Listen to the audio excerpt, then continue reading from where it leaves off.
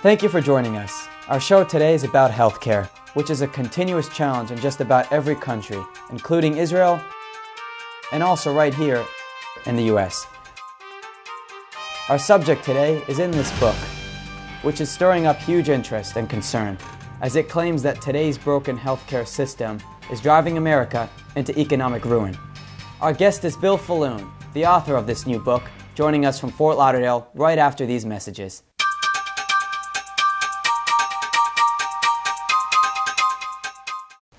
Bill, I've asked you to be on our show today because your book is absolutely astonishing. It is so provocative, and I don't think anyone has pulled together as much hard data on this topic as you have. So the question is, why can't Americans afford health care like they used to?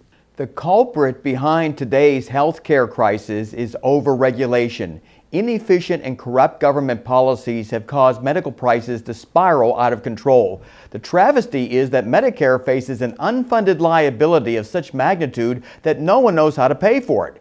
Your audience will be shocked to find out that the only reason this nation's sick care system is descending into bankruptcy are inept regulations. A question on so many people's minds is, how bad is Medicare's financial situation today? According to the latest report, Medicare's unfunded liability is $24.6 trillion. That means for the government to meet its future Medicare obligations, it should have $24.6 trillion in a trust fund earning interest. But even this gargantuan number is understated as politicians constantly manipulate the numbers. The most recent official report states that Medicare's hospital fund will go bankrupt 5 years sooner than what Medicare's trustees estimated only 1 year ago. The government does not have the money to cover its future Medicare obligations. And Medicaid, which provides health care for lower income people, also has trillions of dollars of unfunded liabilities. You know, Bill, these amounts are way too gigantic to imagine. The federal government only takes in about $2 trillion each year in total tax revenue. How is it ever going to fund 24 of $37 trillion of Medicare obligations?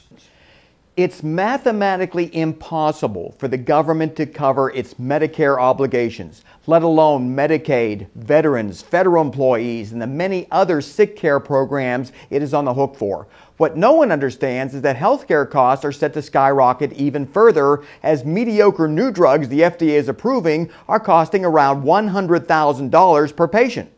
This, of course, is very troubling. Can you give us some examples? The FDA just approved a drug called Yervoy to treat melanoma that cost $120,000. This drug only extends survival in advanced melanoma patients by 4 months. So for each extra day of life, this drug is costing $1,000. And that's on top of all the other expenses related to treating this lethal cancer. A drug to treat prostate cancer called Provenge is just now making it into the hands of patients, and it will cost $93,000 per patient.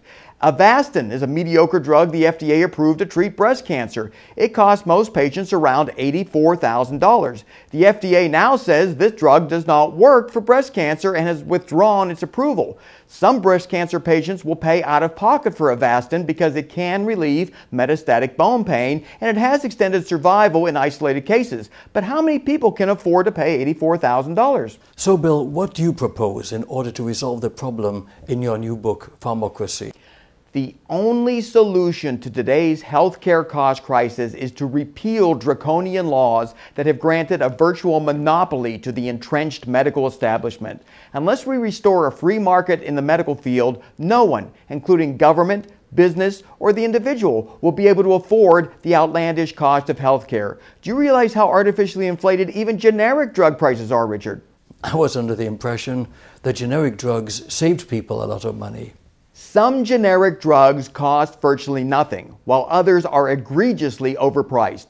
Take the drug valacyclovir, for example. It's used, by the way, to treat herpes and shingles outbreaks. When it came out as a generic, it cost over $7 a tablet. Some people need to take it daily to prevent herpes outbreaks. That means for this one drug alone, people had to spend $200 a month or $2,400 a year for a drug whose patent expired years ago. Prices of generic drugs fluctuate daily, and prices have come down recently for valacyclovir. But do you know how little it costs to make this drug? You know, I don't think anyone knows what it really costs to manufacture drugs. What's your thoughts on this? The cost to make a 1-month supply of valacyclovir is $2.10. Yet up until recently, consumers were being charged over $200 a month for generic valacyclovir. That's a markup of 100 times over the cost of manufacture for a drug that long ago lost its patent status. Life Extension calculated that in a free market environment described in my book Pharmocracy, the price of a month's supply of valacyclovir would plummet to only $6 if it were not for the burdensome FDA regulations that exist over generic drug manufacturing. This is all really difficult to accept. Can you give us other examples of this kind of price gouging? Finasteride is another generic drug used to treat benign prostate disease. It costs over $90 for a 1-month supply, which is absurd because, again, the patent expired a long time ago. In the free market approach advocated in Pharmocracy, the price of finasteride would drop to under $10 a month.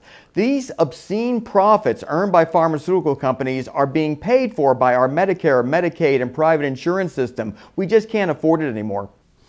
Bill, what is the most egregious overpricing of a drug caused by these misguided FDA regulations? Colchicine is a drug used to treat gout. It's been sold as a low-cost generic since the 19th century. The FDA granted a monopoly to a pharmaceutical company in exchange for them conducting a short-term clinical study. The response was the price of colchicine went from 9 cents a pill to $5 a pill, which is a 50-fold increase. Medicare and Medicaid were paying $1 million a year for colchicine prescriptions, but because of the FDA-created monopoly, Medicare and Medicaid's annual cost has shot up to $50 million each year, and this is just for one artificially overpriced drug. An obvious question I must ask you is, how is this affecting people's finances, the pocketbooks of Americans? Employers are paying more than twice as much per employee now compared to year 2001. Employees with insurance coverage have to pay more of their own medical insurance premiums, along with higher deductibles and copays. Employees with health insurance are expected to pay over $4,000 in health insurance premium subsidies and out-of-pocket expenses compared to almost nothing 10 years ago. Those who pay for their own medical insurance coverage have seen their premiums skyrocket. Healthcare costs are expected to double again in the next 10 years. It's clear that Americans cannot afford to pay for today's broken healthcare system. We have to tear down the antiquated regulations. Considering social responsibility and ethics, what role does Congress have in allowing these extortionist prices for prescription drugs? Pharmaceutical lobbyists have induced Congress to erect barriers against free market competition. The result is that medical prices are far higher than what they should be. What's most infuriating is that when drug prices shot up to unaffordable levels, pharmaceutical interests wrote legislation called the Medicare Prescription Drug Act, and Congress passed it. This bill mandates that the federal government pay full retail prescription drug prices for people who cannot afford the extortionate cost. How much will the Medicare Prescription Drug Act cost taxpayers? Congress was initially told that the Medicare Prescription Drug Act would cost $395 billion. 2 weeks after the bill was enacted into law, Medicare released data showing its true cost to be $534 billion, instead of the $395 billion that Congress was initially told.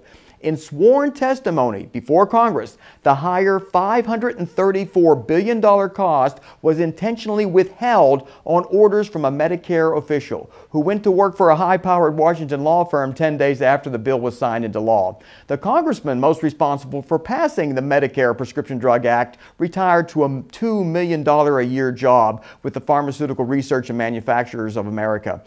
2 years after the Medicare Prescription Drug Act was passed, the White House projected the cost to be $1.2 trillion, 3 times more than Congress was initially led to believe. So in answer to your question, Richard, Congress makes rules that grant pharmaceutical companies the ability to charge exorbitant prices for prescription medication, often at taxpayer expense. And those who bestow taxpayer dollars to pharmaceutical companies personally benefit after they leave their government positions. You know, Bill, one might think that with all of this government regulation, we should at least have safer drugs. Is that the case? Not so. Government regulations cause us to have more dangerous drugs. It costs so much to gain approval that companies engage in criminal acts to protect their obscene profits. Drug companies use their surplus billions to lobby Congress and the FDA to get dangerous drugs approved. And then they keep these dangerous drugs on the market years after their lethal side effects are uncovered. Drug company profits are used to pay doctors all kinds of incentives to prescribe them, even when patients would be better off using lower-cost drugs that have a better track record of safety. Well, this is really all quite disturbing. Can you give us another example, Bill? Perhaps the most heinous drug the FDA approved was called Trazolol. It cost $1,000 per injection. Trazolol killed 22,000 Americans after its lethal side effects were uncovered. No criminal charges were ever brought against the maker of Trazolol for intentionally covering up data showing this drug killed Americans. Trazolol was eventually withdrawn from the market because too many Americans were dying. There are dozens of drugs the FDA approved that were later withdrawn because of their lethal side effects. Bill, over the years you've been harshly critical of the FDA for the past 31 years, in fact. But what actually is the Food and Drug Administration side of that story? The FDA commissioner was concerned about problems at the FDA and requested an internal report be done to assess the FDA's scientific competence. The commissioner's concern was that this nation was at risk if FDA science is at risk. The FDA's report card on itself revealed the agency suffers from serious scientific deficiencies and is not positioned to meet emerging regulatory responsibilities. In other words, the FDA failed its own report card. In a 60-page report titled FDA Science and Mission at Risk, the FDA admitted its failures across the board.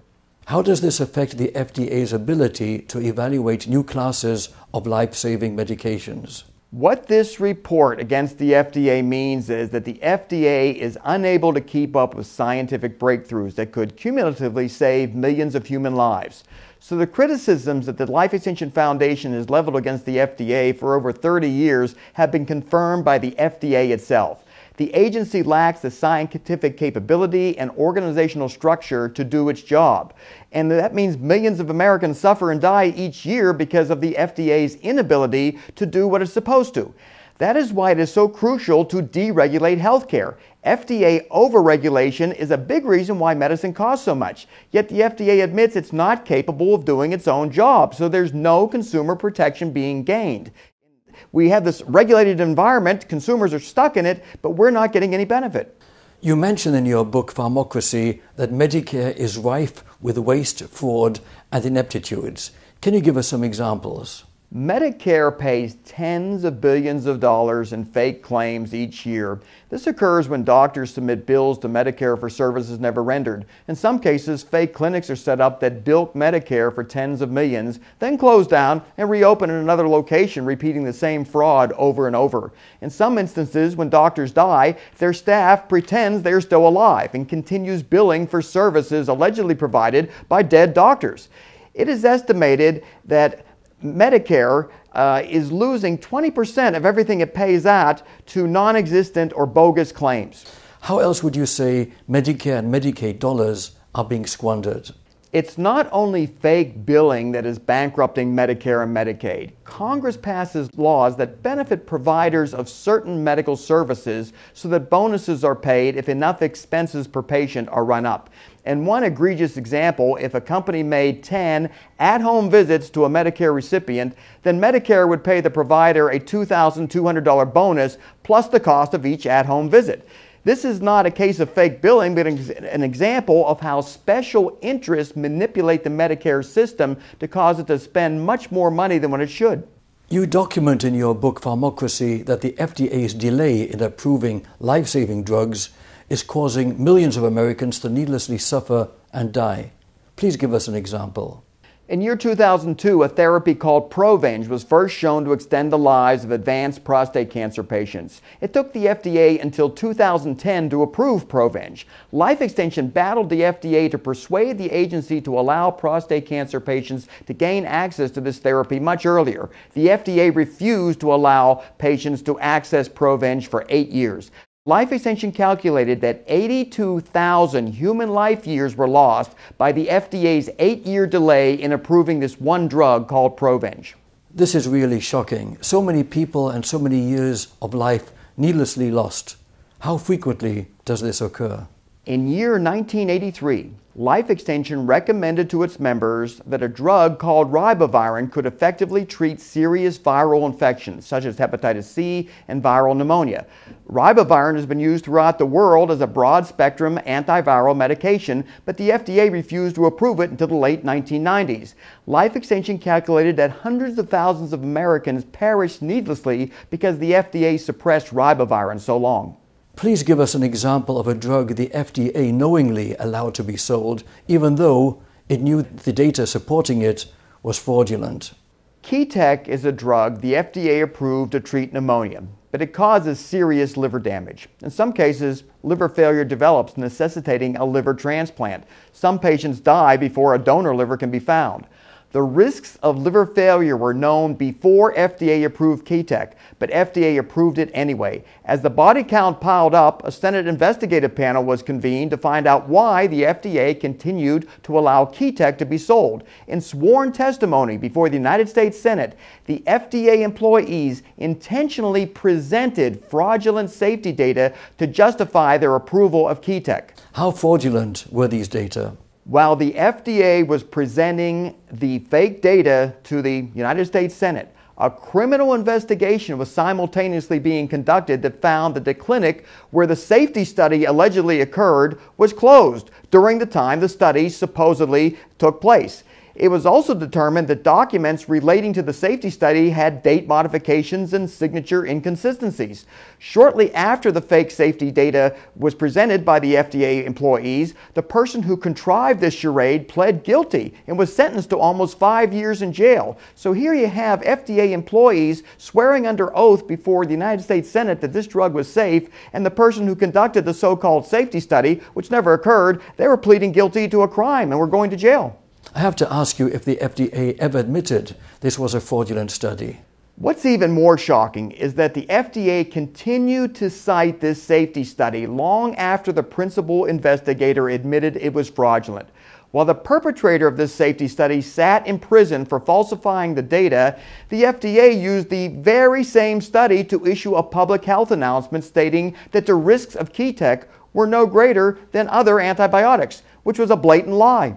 Doesn't the FDA exert more control over clinical trials as a basis for its decision to approve new drugs? No, it relies on drug company-sponsored clinical trials that have been known to be falsified and covered up in order to win FDA approval. The FDA drug approval process is a charade perpetrated against the health and pocketbooks of the American public. How much are Americans overpaying for their prescription drugs? Americans pay about 9 times more on average for their generic drugs than what the cost would be in the free market environment I propose in Pharmocracy. As you can see, back in 2009, prescription drugs could have been obtained for about 80% less were it not for burdensome FDA overregulation of these generic drugs. The chart on page 141 of Pharmocracy, which we're showing on the screen now, reveals just how much Americans are overpaying for their medications. How much are drug prices increasing? Prices for patented prescription drugs increase throughout the year, and these increases exceed the rate of inflation. In some cases, price gouging occurs to the extent that Americans can't even afford their medications. For instance, between years 2005 and 2007, the cost of the antidepressant Wellbutrin went up by 44.5%. The cost of the attention deficit drug Adderall went up by 33.5%. And the price of the sleep aid Ambien, that shot up 70%. In my book, Pharmocracy, we reveal what the public is not aware of when it comes to the outlandish prescription drug price increases that our nation is saddled with only because of FDA overregulation. It's nothing less than outrageous. Are drug prices still increasing this much? Here's a chart from Pharmocracy showing the price increases that occurred recently on a wide range of drugs. Just imagine you need a cancer drug and you, Medicare or your insurance company, had to fork over almost $5,000 for only 28 pills. Or let's say you wanted to use a drug like Cialis and your cost for 30 pills was over $500. In my book, Pharmocracy, I outline how a free market would result in healthcare costs across the board plummeting, which would spare Medicare from impending insolvency. How do government-protected drug price increases compare with free market dietary supplements? Well, as I showed you earlier, Richard, patented prescription drug prices surge higher every year, and even generic drugs are horrifically overpriced compared to what they would cost in the free market. Dietary supplement prices, on the other hand, which are controlled by the free market and not the federal government, have plummeted in price. For instance, the Life Extension Foundation was the first to introduce coenzyme Q10 to the United States back in 1983. Its price has plummeted by over 75% since then. And the price actually keeps going down lower because more effective ways to enhance coenzyme Q10 absorption have been discovered. Now, if dietary supplements were regulated the way prescription drugs are, consumers would be paying over $330 for a 1-month supply of CoQ10. It's remarkable and shocking that prices have come down for dietary supplements, yet they've surged so high for prescription drugs. Can you give us another example, please? A nutrient that Life Extension introduced in 1996 called S-adenosylmethionine, also known as SAMe, now costs 77% less than it did originally. SAMe is sold as an expensive prescription drug in Europe, but in the free market environment for dietary supplements that currently exists in the United States, the price is substantially less. These same price reductions would occur for prescription drugs and other medical services if we tear down the existing regulatory barriers. I document all of this in my book, Pharmocracy. What happens when the Food and Drug Administration approves a dietary supplement as a prescription drug? The FDA approved a fish oil prescription drug back in 2006. It cost over $200 for a 1-month supply. The exact same potency of fish oil could be obtained in a dietary supplement for under $30 a month. The price of prescription drug fish oil is now around $175 a month, which is still 6 times higher than what free market fish oil supplements can be obtained for.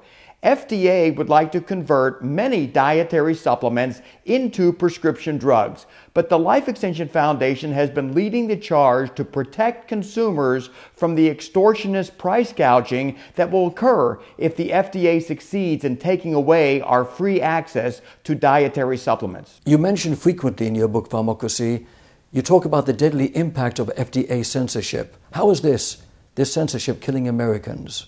The FDA is attacking makers of healthy foods like walnuts, cherries, and green tea. The FDA insists that they not inform the public about the health benefits these foods confer. FDA intimidation has caused makers of foods that help prevent disease to remove these scientific statements from their websites. FDA has no problem, by the way, with makers of potato chips and other fried carbohydrate foods with promoting their junk foods as being heart healthy. What about FDA censorship of prescription medications? When it comes to prescription drugs, the FDA does not allow companies to inform consumers about life-saving off-label benefits. For example, there is an extensive body of evidence that the anti-diabetic drug metformin may help prevent and not just treat type 2 diabetes. Metformin, in fact, may also prevent and help treat certain cancers. Based on Life Extension Foundation's analysis of the published scientific literature, virtually every cancer patient should be taking metformin, as it functions via multiple mechanisms to inhibit tumor cell propagation. Metformin, by the way, was approved and used in Europe decades before the FDA allowed Americans to have it. Millions of diabetics died prematurely as a result of the FDA's delay in approving metformin. When metformin was first approved in the U.S., the FDA granted its manufacturer an exclusive status that caused the price to be many times higher than what the Europeans were paying for the identical medication. Bill, you've written several books. What motivated you to write this book, Pharmocracy? For 31 years, the Life Extension Foundation has sought to accelerate the development of therapies to better treat the diseases of aging and gain control over aging itself. Standing in our way are swarms of government bureaucrats armed with convoluted powers that suffocate medical innovation. We believe if it were not for the dictatorial powers bestowed on the FDA by our Congress, that cures for many of the killer diseases of aging would have been discovered by now. So I wrote this book for the purpose of consolidating what has already been published in the public domain about the lethal dangers of overregulation. Healthcare is now egregiously overpriced. Side effect-laden drugs remain on the market, while life-saving therapies are delayed or suppressed altogether. Congress must amend the law to tear down the roadblock of overregulation so that free market forces can slash medical prices while developing safer and more effective treatments. I must ask you, why do you believe concerned citizens should purchase this book? The artificial high price of medicine is bankrupting the United States. Medicare and other government programs are technically insolvent. That means that government insurance programs that are supposed to take care of virtually everyone watching this program won't be able to cover their future obligations. Pharmocracy outlines how deregulation will solve this nation's healthcare cost crisis. Realistically speaking, how will pharmocracy be able to change today's allegedly crooked system? Pharmocracy provides a blueprint as to how the healthcare cost crisis we currently face can be logically resolved. Citizens will learn why medicine has become unaffordable and how they can participate in restructuring the antiquated way medicine is practiced in the United States today. The benefit will be affordable access to medical care, better ways of preventing illness, and non-toxic cures for killer diseases that confront aging individuals. The price of pharmocracy is only $24. Each person who orders this hardcover book will get a free subscription to Life Extension magazine so that they are kept fully informed about proven methods to stay healthy that are overlooked by conventional doctors. So for only $24, anyone in your audience can participate in our campaign to tear down the bureaucratic barriers that deny us access to safer and more effective medical therapies, while simultaneously sparing Medicare and other government health programs from bankruptcy. This has been most interesting, and I believe your astonishing book will certainly create waves while inspiring all who read it. Thank you so much, Richard, for giving me the opportunity to enlighten your audience to this critical subject. Thank you. This concludes our special show for today. From On Location in South Florida with Bill Falloon, I'm Richard Peretz. Thank you for being with us. This essential book is only $24, and you'll also get a free subscription to Life Extension magazine. You'll always be up to date on all of the proven ways to stay healthy, including therapies that conventional doctors simply overlook. Please join us in our campaign to enable better and safer healthcare, and also help save Medicare and other government health programs from bankruptcy. Get your book today. This essential book is only $24, and you'll also receive a free subscription to Life Extension magazine. Get your book today.